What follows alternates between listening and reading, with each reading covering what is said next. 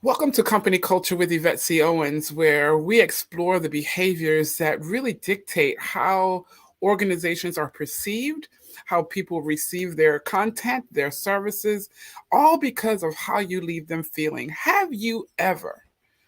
Can you imagine laying in a green meadow grass calmly? You're resting your eyes because the laptop has just drained your eyes and dried out your eyes, and you're just resting there in the sun, not being baked by the sun, but a nice warm blanket of the sun and a cool breeze blowing. Can you just feel that laying down faced up in the sky? And then all of a sudden, out of the woods comes these lions and tigers and bears, or in the business world, we would say, geez, obstacles and poor performance, and all of a sudden exodus of some of our key performers, or changes in the marketplace, or changes in the community that we're serving. They are all adversaries, or you've just been having a family situation.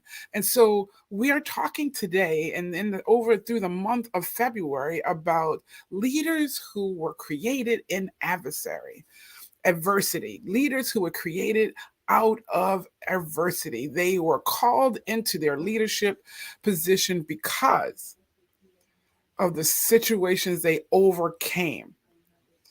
And they probably were in a very peaceful place, a very restful place, a very place that they thought they were on a trajectory and moving and going. And then all of a sudden, bang, life hit them.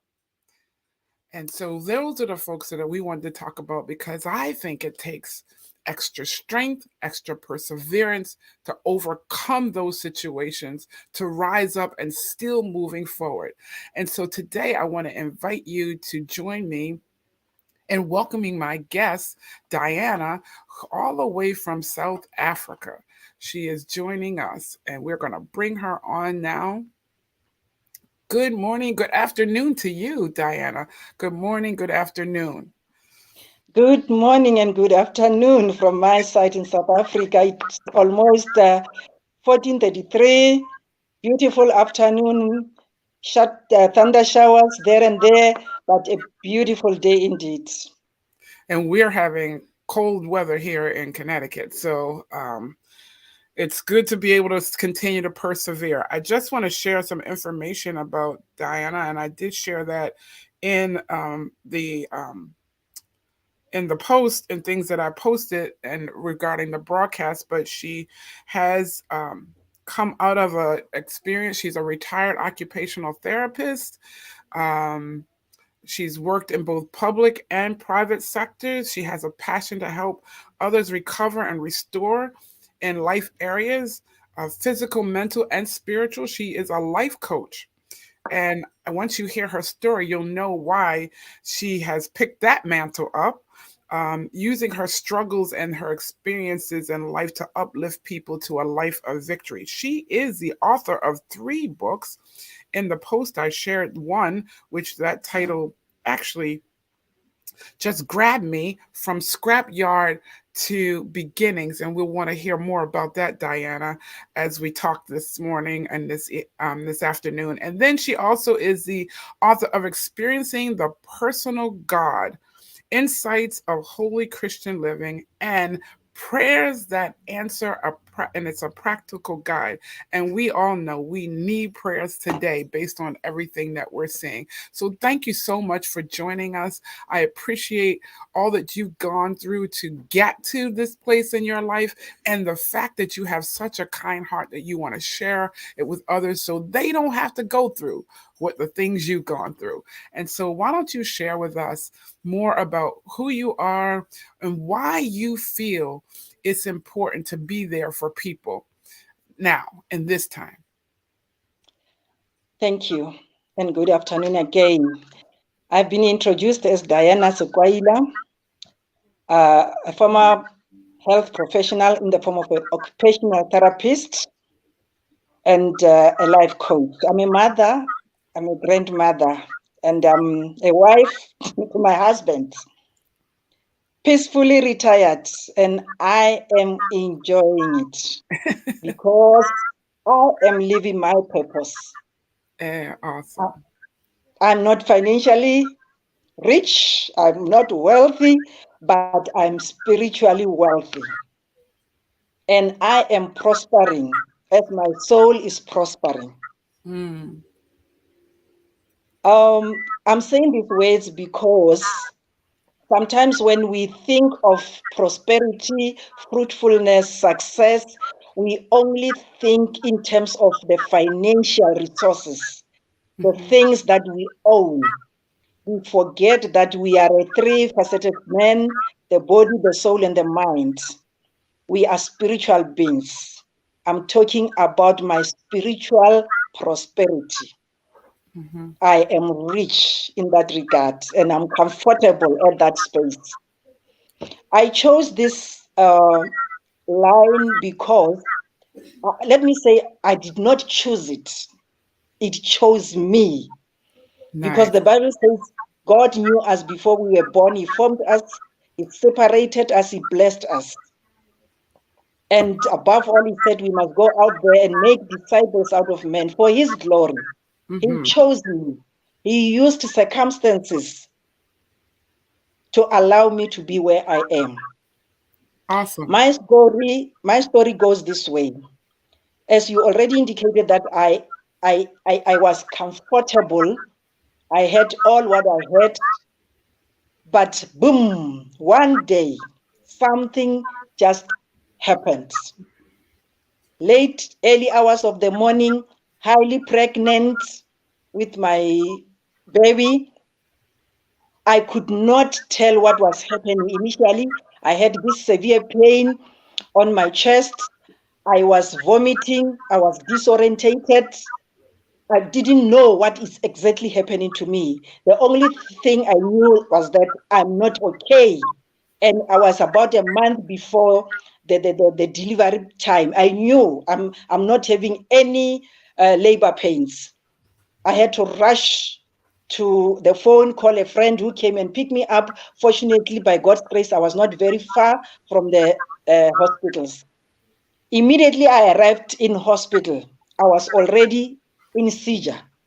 Oh, wow. I was already in seizure. I could not tell them my name. I could not tell them anything about my medical aid data, whatever. I was just not there. I was gravitating into being in a coma. Mm. Fortunately, the doctors that were at call, they picked it up that this lady is suffering what we call preeclampsia, a high blood pressure that is pregnancy induced. Mm. Immediately, they didn't have to wait for any consent from anybody. They took a decision to save me and save my daughter. They took me to theater. They removed the baby to save my life and to save my baby's life. And that was not enough. That Mm. was the beginning of my serious challenges, my problems. From that moment, the blood pressure was uncontrolled. Mm. They tried, they seized the C-section, it was bleeding. My belly was becoming harder and harder. The wound could not heal. It was infected, it became septic. Mm. I was in and out of theater, in and out of ICU for almost a month. Wow. And I was out and in and out of coma. Time and again, I would wake up for a few minutes, then I'll go down again. The doctors were frustrated. They didn't know what to do. They tried this medication, they tried that medication, but it was a difficult moment of my life. Mm. Fast forward, there was a stage where I was in coma. I could hear that these people are frustrated by the fact that I am not responding to medication. And they were like saying, no, this person is not responding. The other one was saying, I don't think she will be here tomorrow. The way Wow. the blood pressure, is not being controlled. I could hear, but there was nothing I can do. There was nothing I can say. I was in machines all over, the oxygen mask. I was just lying there, but I heard everything that they were saying. The very same afternoon, I saw myself in a very big, I was like covered by a circle of a light, bright light. I could tell that this is not the light of the lamps in the hospital. This was something brighter than the lamp. And I could hear some word, a small word that was like speaking to me, but I didn't know where it comes from. I heard a voice that was saying, let them know that you are not going to die. Mm. And let them understand that you are not even dead yet. They must not be tempted to disconnect you because you are not dead yet and you are not going to die. Mm. And it was like, do something to show them that you are still alive. Because I'm a health professional, I know that we teach, or sometimes when we rehabilitate, we would say to a person who's not really conscious enough to hear or to do something, to just say, if you hear me, just squeeze either my fingers, squeeze, make a fist, move a finger, just blink your eye, do something to show that you can hear me. From that moment, in my spirit, I said, I'm just going to do one sign, just one sign. Try, help me, Lord, to do just one sign to show them that I'm alive. And by God's grace, from that moment, I made sure that whenever I hear them around me, I was trying, I had helped me God to show a sign. I don't know what sign I was doing, but I tried to mobilize every muscle in my body to show just that sign, even if it's just opening an eye, just one eye, just blink. Fast forward, I was there for almost 2 months. I was discharged, but not because I was far much better. No, I was discharged because they didn't know what to do anymore. Mm. The blood pressure was a little manageable, but it was still too high. I went home. You would think that when you go home, you are going to relax and recover. Unfortunately, when I arrived home, because I had a private practice, I was working full time. I also had a daycare for children with intellectual disabilities. The manager of my center was recruited during my absence, Oh, wow. and the kids were only left with a lady who was helping us to clean. Those were the news that caused another anxiety in me. Now it drove the blood pressure even higher. I had to close the center. Therefore, I could not even see my Saturday clients because I'm sick. I have to be in bed rest. Automatically, I'm losing an income from both sources. At work, I have started exhausting my annual leaves. Now I'm falling under the category of what we call special leave. The salary is becoming smaller, enough just for the food. That process continued. 3 months from there, the creditors were coming for me, taking the furniture, removing whatever items I had bought on credit. They went for the car. They went for the other house because I had two houses. Then they were stripping me each and every 3 months. I was losing. I was losing. At the same time, I'm trying to be strong. 6 months down the line, I was evicted Mm. from the family home. Wow. We could not keep up with the payments. Imagine the kids are at school, private schools. I'm comfortable as a therapist. Now I find myself on the streets. What do? You have to face reality. Mm-hmm. I had to relocate to a rural home, some thousands kilometers away from where I'm working. The kids has to get out of the current school to a public school nearby where I had to be there. And that was the journey that I had to come down and be realistic about it and say, listen, you have lost everything, but you cannot lose your life. Come on. That's I it. cannot lose my life. Come There on. are other things I can go and buy, but not with my life. That's it. That's where spiritual maturity, knowing who you are, connectivity with the source of your life comes in. Mm-hmm. The For those Bible of says, you, let me just interrupt for a second. For those of you who are joining us, we're talking to Diana from South Africa. She's sharing with us her life journey and how what all she had to go through physically in delivering her daughter, and then how it just one thing after another, and that she has been able to pull on her experience as a health professional even in that time of her coma to be able to recognize, let people know that she's not dying and she's not dead. And so I think that's so powerful that you had that mind with all to because you were prepared, you're educated, you were a professional in that arena, you had your own practice and things like that. And at that time, the very things you were doing for your patients and telling your patients, you now had to um, also yes, do and apply for yourself in an unconscious state. My God. And now you know things continue to pile up. Your manager of your daycare leaves and all that kind of stuff, and now you're having to relocate because of losing your job. This is just a lot of adversity that you've had to overcome.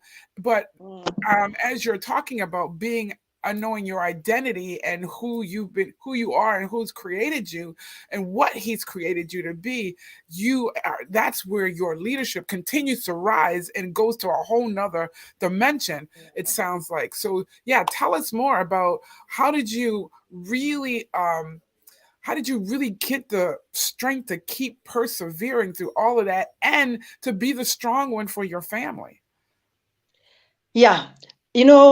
Sometimes when you read the Word of God, you don't think one day you would need that. You read it like any other person, whereby it just becomes a well-known scripture until you start understanding the meaning of that scripture and applying it. Then you would know it. And in Genesis 1, verse 27, going down, after God formed a man in his image and likeness, he said, let's bless them. Mm-hmm. Let's give them dominion. Mm-hmm. Let them subdue the world. The words that was in me was that I was formed in his image, Mm-hmm. his likeness. I am like him.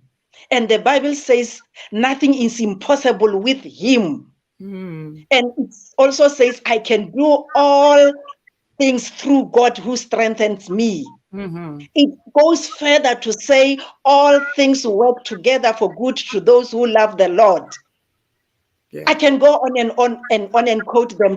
Even 1 Corinthians 16:9 that says the doors have opened, Yeah. great doors have opened, but the adversaries are many. Mm-hmm. The Tobias and the Sambalat are there to Mm-hmm. discourage you. Those words had to apply to me now. Yeah. I had to bring them to fruition so that they apply to me. I said, fine, I lost everything, but I'm the child of God. I'm Mm-hmm. the royal priesthood. I'm not dying anytime soon. And I heard people saying, you will have to say your testimony. This is my time to be healed so that I can say this, I can testify, I can help someone, I can tell people that it is possible. I lived that life whereby I said every morning when I woke up, I said, you know what? I'm above, not below. Yeah. And I said, I am not ashamed of losing. because I want my focus was on proving whatever the sickness, the repossessions, the shame. I said I want to prove everything wrong, that it is possible. It Yeah. will be restored. I had to gather the courage. There is a saying that says everybody ends up somewhere. Yeah. I don't know who said this, but a few end up somewhere with purpose. Yes. I So when you're talking about, I love what you're talking about identity, because I often encourage people and say, you know what, when we're going into these organizations, or when we're in organizations, we have to be so clear on our identity, because otherwise someone else will define who you are. And even for an organization, if you don't clearly, intentionally, as the leaders of those organizations, reinforce the identity that you want to be perceived, and you want to be perceived in the community or the marketplace or the industry, others will define you. So identity definitely is so critical. And your story is teaching us about how you have to mature in understanding your identity, because you didn't always start there, right? You matured, you evolved in who you are, right? You involved in whose you are as a child of God also. And you now knew that you were created to be the occupational therapist, to be that daycare provider, to be the mother, the grandmother, the wife, all because of how God created you to be. And now it sounds like you started to rely on your source and creator to define you definitely more than your education, more than your roles. Can you talk more about how critical it is for people, whether they are believers in the or Christian no. faith or not, how they need to connect with their identity? Very, very important, because the identity connects you to your source, where you were generated, where you originate. The same applies if we want to put it practically. So, my son is using my surname. His identity is connected to me.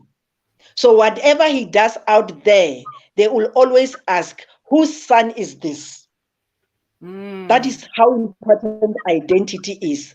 If he doesn't know where he comes from, anybody can give him a name, anybody can tell him how to behave, anybody can let him do whatever they want to do. But if mhm, you are connected to your identity, it gives you a framework. You are the same as your father, you are the same as your source. And that source is the one that propels you in doing what you should be doing. you bring In up a really, essence, go ahead. in essence, your identity has certain characteristics that are linked to your source. That's why when I say I now knew that I was God's image, it means there are certain characteristics that God has that are in me. Hmm. We have the who and the what. Hmm. The who is in relation to where you come from, the origin, but the what is in relation to your character. You are Hmm. taking after that particular source.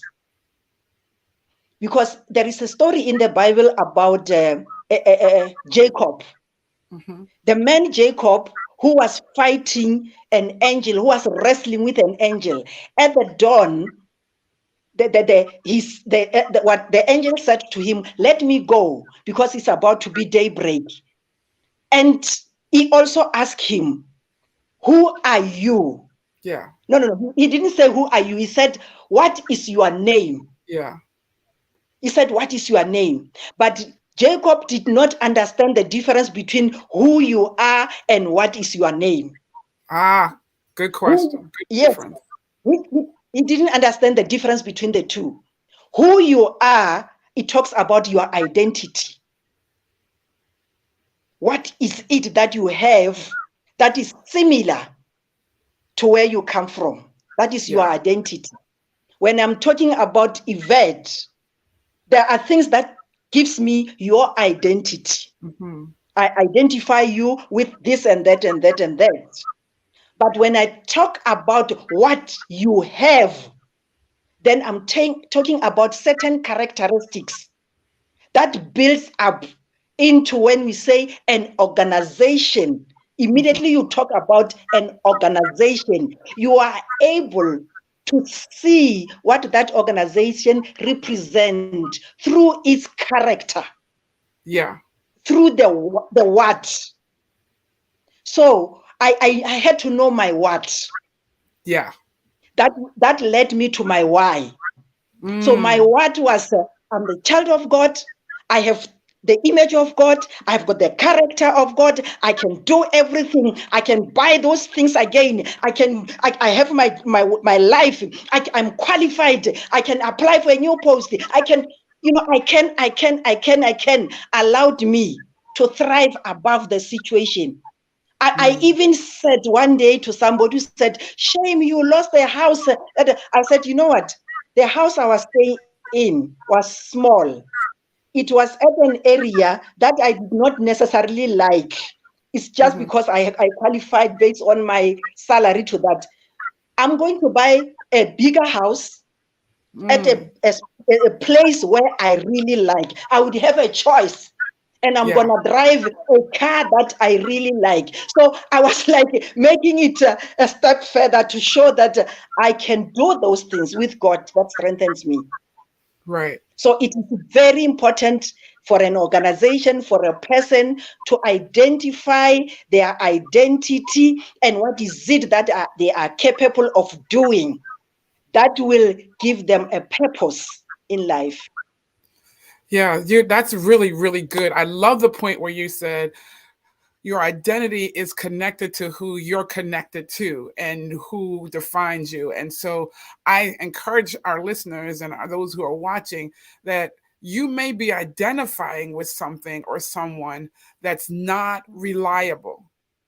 Yeah, And so you have to be connected and identify with the strongest source, the strongest resource, the strongest person, the strongest being that you can rely on for your entire existence.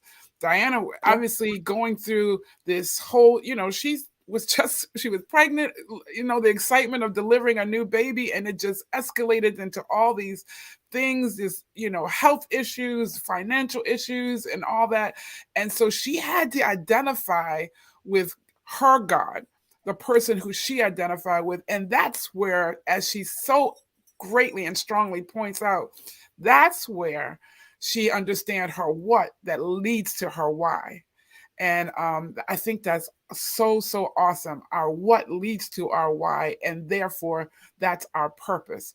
And so, how did you circle that all back around to now you're a life coach? You're retired from the occupational health therapist role? Um, do you still stay connected with people there to encourage them, or are some of your life coach um, clients coming from that arena so that you can continue to fortify that industry? Or tell us more about who you're serving and your life coach and how they're coming to you. yes. Currently, I'm servicing everybody Okay. because initially I thought I will have a specific niche, a specific area. But I realized that, you know what, being a life coach, you have to be a multifaceted because human beings are not just represented by one area. Right. They are physical, spiritual, and mental, emotional. And I'm saying, whoever has an issue, whoever finds themselves stuck in one area or the other, they need some coaching. Mm-hmm. Therefore, you need to understand them. But the majority of my clients currently are women. Gotcha. You know, women, by nature of being women, are faced with a lot of challenges. Could be the relationship, the mother relationship, the economic things of relationships, the spiritual aspect of life. Women have a lot of stresses. Therefore, the majority of them comes from there. I'm also now starting to see a lot of students, because students have a lot of pressure. There is pressure out there that are faced by these kids, that they want to go forward, but because most of them have lost their identity, they Ah, identify with a certain celebrity. They want yeah. to be like that celebrity, but that celebrity is connected to whatever source that they are not connected to. So they rush to be in that space, but they are not tethered, they are not connected. Therefore, they find themselves just going to all the directions. Yeah. So I'm starting to see a lot of such kids. And from the professional's point of view, all my colleagues know me. They are really referring clients that they now start to think, they understand that we've been trying to help this person on a physical level, but we don't touch the spiritual level of this person. Hence, one of the book that attracted you, which says, From Scrapyard to a New Beginning. I'm glad you It's a brought that up, tool. because I was just getting ready to ask you, tell us about that book, because I am so interested in that book. I'm going to have to grab that one. Thank you so much. This booklet, it's a tool. In I understand it as a tool, because it says to me, my experience says to me, people experience problems. They have the knowledge, they have the understanding, but they lack the application. Yes. They lack the wisdom to use the knowledge that they have acquired. Right. You tell a person that, yes, you can do this, and he agrees or she agrees that you are not a total, complete lesion in a medical term. For example, for a person who has suffered MVA, you have been diagnosed as an incomplete lesion.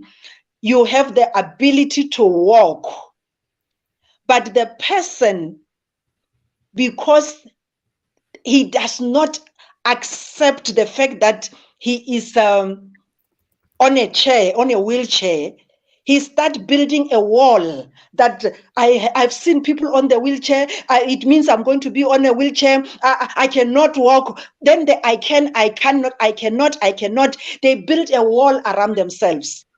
That's where you realize that they have the knowledge, they have the understanding, but they lack the application of the knowledge they have. Then you have to push them so that they move out of scrapyard to a new beginning. Show your book again. People are asking what's the name of the book. So the name of the book is From Scrapyard to New Beginnings. I put it in the chat too, and it's by Dinah. Say your last name again. I don't want to mess it up. Sekwaila. Sekwaila. Sekwaila.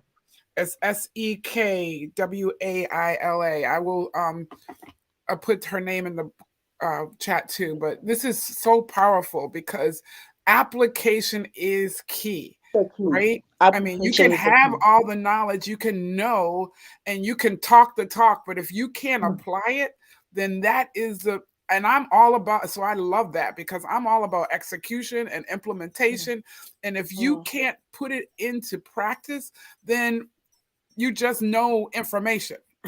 Yeah, Which that is what you that need to know too, right? You need to have information, but wisdom and is understanding key. comes from when you apply that Mm. information. So tell us one of the most memorable things that's in that book that stands out to you. And because I understand as authors, when we're putting things together, it's like we're not even just writing for the other people. It hits us first, right? Because we're called as authors to put this in writing, and it's like, okay. Yeah, And then you do that, and then some one of various pieces of it all speaks to us. But what really definitely.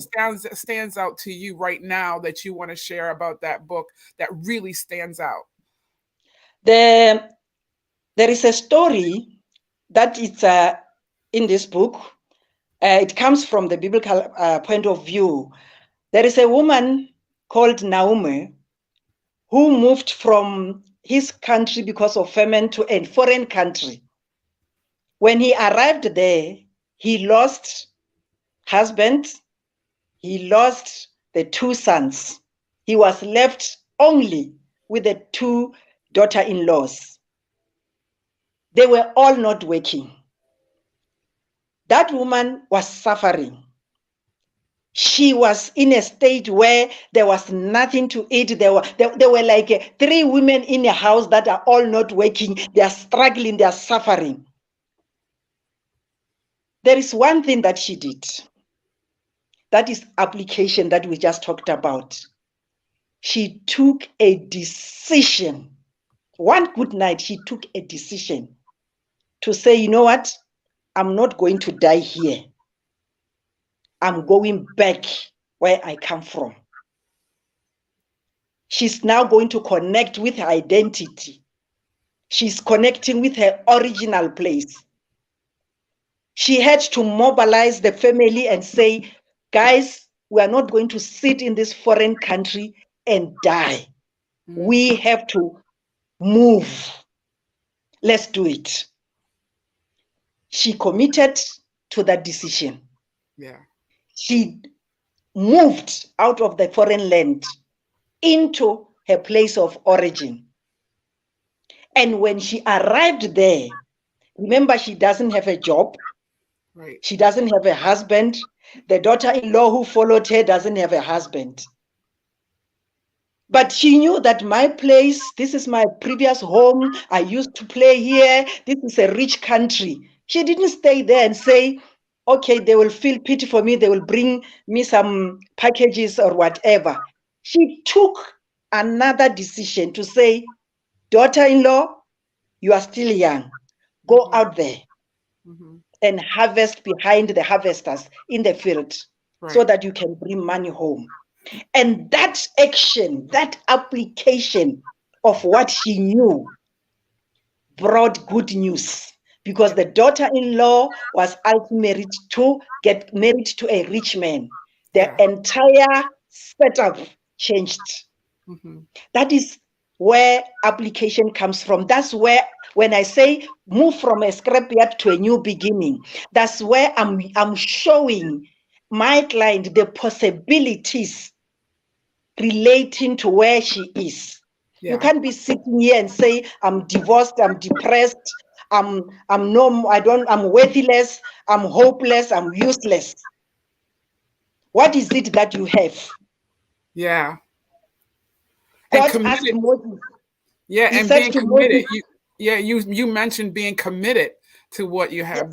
You're saying that they made a commitment that they were going to move forward and not, to your point, be stuck where they were, because they would have just died in that place. But so you've been bringing up, and thank you for joining. Share this with other people, because Dinah's story is so powerful, and what she's sharing with us is so powerful. She's talked a lot about identity, which you all, if you follow me, you know that I'm always sharing. You have to be intentional about your identity, and she's talking about commitment and executing on that commitment, because otherwise, you're really not committed to it. But continue. Go ahead. Yes. And I was.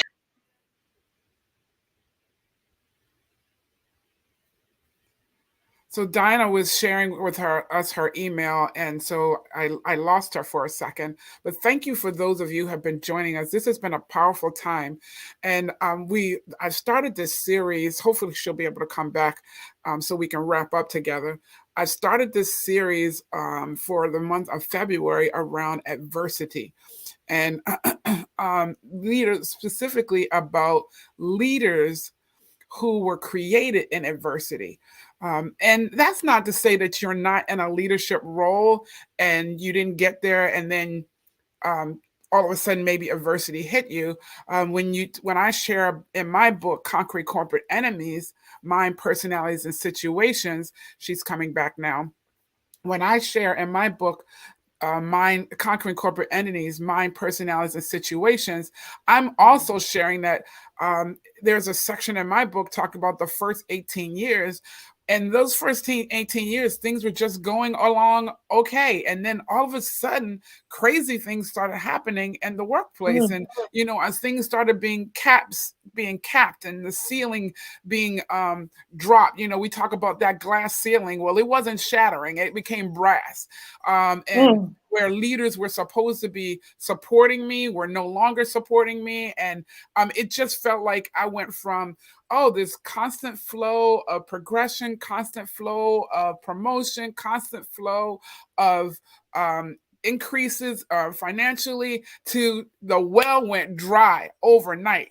And so you may be a leader and you may not have been born out of adversity, because that's not Diana's story either. She's shared she was going along, she had her practice, she was an occupational therapist, she had her family, she's going in thinking she's birthing her baby girl, and then she does, thank God for his grace and his mercy to help her to do that successfully. And the physicians that were around her that allowed that baby to come forth and healthy and continue to allow Diana to live. But then the walls started crashing down in on her, and her health started failing. And as a result, her businesses were impacted. And so you may be going along and feeling like, hey, I don't really need this conversation about adversity, leadership being created out of adversity. But let me tell you, once you go through something that could have taken your life and totally destroyed your life, it takes your leadership, and you come out on the other side stronger. It takes your leadership capabilities to a whole nother level. It takes your sensitivity to the people around you and the situations around you to a whole new dimension. And that's what Diana is sharing with us this morning and this afternoon. And I saw that you were sharing your email. I'll share that with everybody as you continue to share your story, and as we continue to kind of like bring it all home for us, Diana. What would you advise people who are the first group of people I'd like you to advise? They're going along and they're saying, hey, I don't really need this conversation because I'm not having adversity, I'm good. Give them some advice first, and then I'll ask about the second group. Yeah, you know what? We need to know that life is very much unpredictable. And we are not in control of what happens around us. We might be having all what we think we have today, and within a split second, something happens to you. And I want you people who says, I'm comfortable, I'm okay, to know that life is a fight. Whether you like it or not, whether you're aware or not, whether you want it or you don't want it, life is a continuous fight. It started even during conception. There was a fight. There were so many, unfortunately, and I don't know if I should use the word, when the egg from a female was approached by sperms, it was more than one sperm, but only one fertilized the egg. There was a fight at that moment. Life is a continuous process of things happening around us. Therefore, my advice to you is be ready. Be prepared. Gather as much as possible knowledge, understanding, so that when you are in that space, you are able to apply the knowledge that you have. Be prepared, because you don't know what is coming tomorrow. In my book, there's a prayer that gets answers. It comes from a different story. It's a testimony of some sort, whereby I suffered another attack without being prepared to it. But through prayer, God answered my prayers. And I learned that we need to be well equipped, Yeah. well prepared at all times. I always use an example of the army, the soldiers, the force that protect a country. Even if there is no war, they don't sleep at home and say, no, we are happy here. There is no war in our country. They wake up every day to prepare to exercise, Yeah. to check if their machinery is still in order. Mm-hmm. They do dry runs to check if the enemy attacks, what is it that we're going to do? At Yeah. which speed? They learn all the techniques. They advance themselves. I would say to you, be prepared. Be at guard. The Bible says, be at guard. At all times, renew your strength. Connect to your source. Let your source give you the wisdom so that on the day of that particular moment, that adversary, when it attacks, you already have the ammunition to move a step ahead. Yeah. Because the Bible says, when the enemy comes like a flood, our God raises the standard. Yeah. He doesn't go and try and get a standard and fix whatever. The standard is there. He Uh, just raises it yeah. above that level. Yeah. So So for the be ready. second group, as we're wrapping up, those who find themselves in that place of adversity, how would you tell them to move forward? That I love that category because that's where I was, and I want to give them hope. There is a scripture in Romans 5 verse 4. It talks about rejoicing in your adversaries. You can think it's a contradiction. It says rejoice in your adversaries. When it says rejoice, it means refocus. It says to you, don't put your focus on the adversary, on the challenge. Raise your standard above it. Use it as a stepping stone. See yourself above that level, because there is always say the view is always beautiful when you are a bit higher.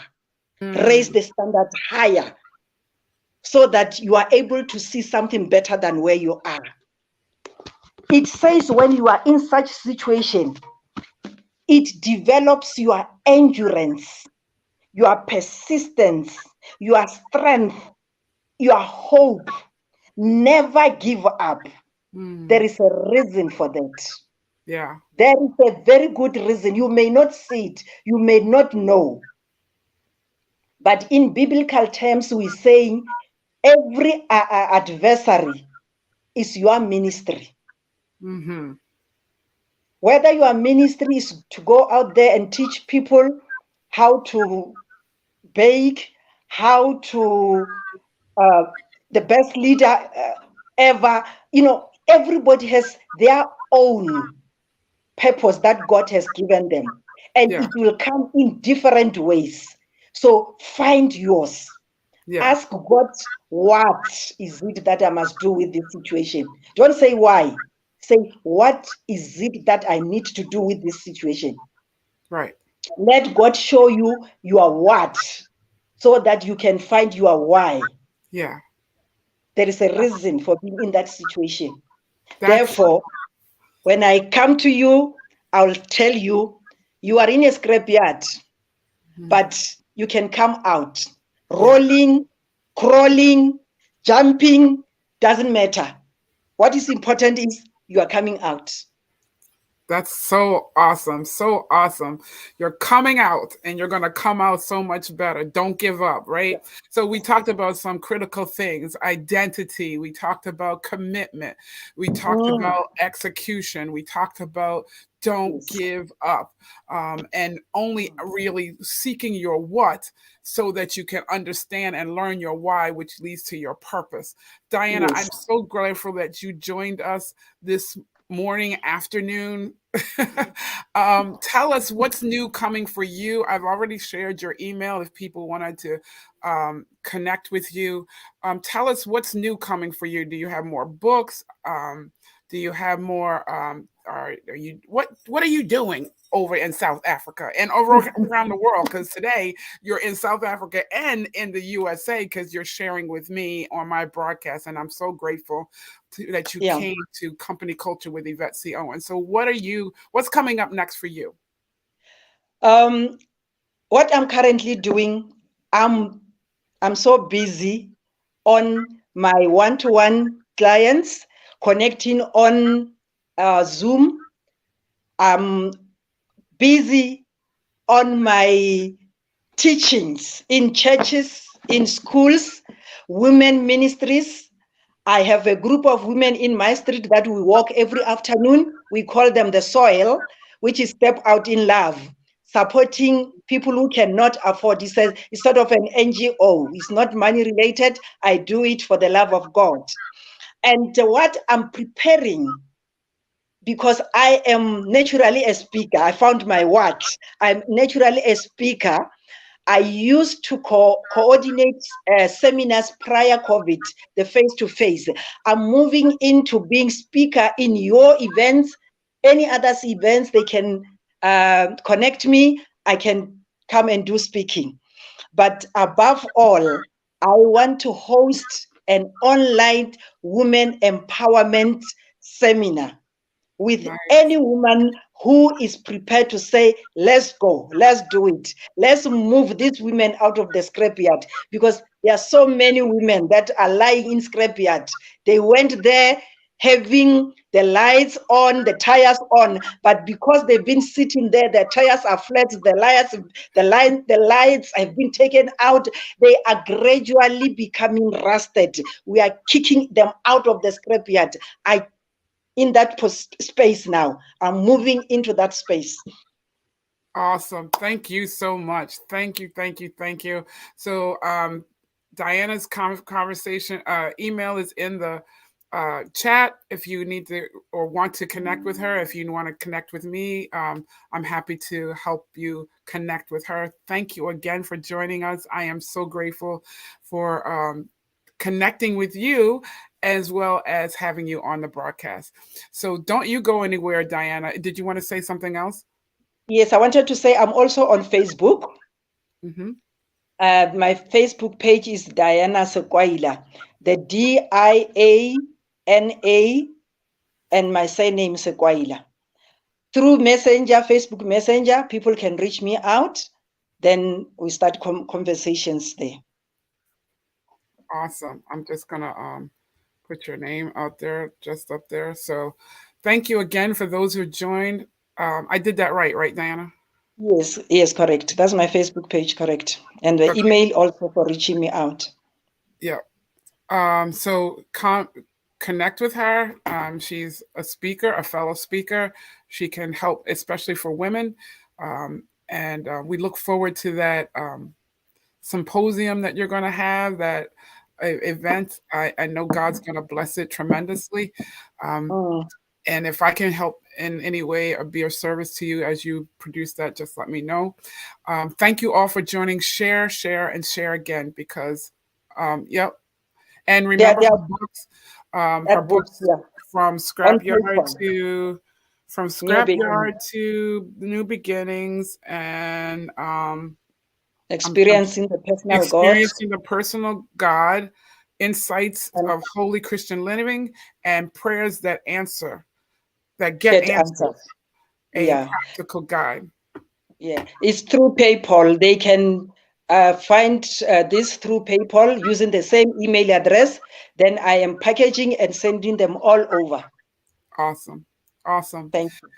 Thank you. And next week we will be with a gentleman who has come out and started doing phenomenal things in the community as a result of him overcoming and working towards living a healthier life after being diagnosed with multiple sclerosis. So, um, um, if you know of somebody who is a leader and who's risen above the adversity, and they should share their story with the world, connect with me so I can get them in this platform. All right. Have a great day, everybody. Thanks for joining us. Don't go anywhere, Diana. Thank Thanks for you. joining us, everyone. Bye bye now.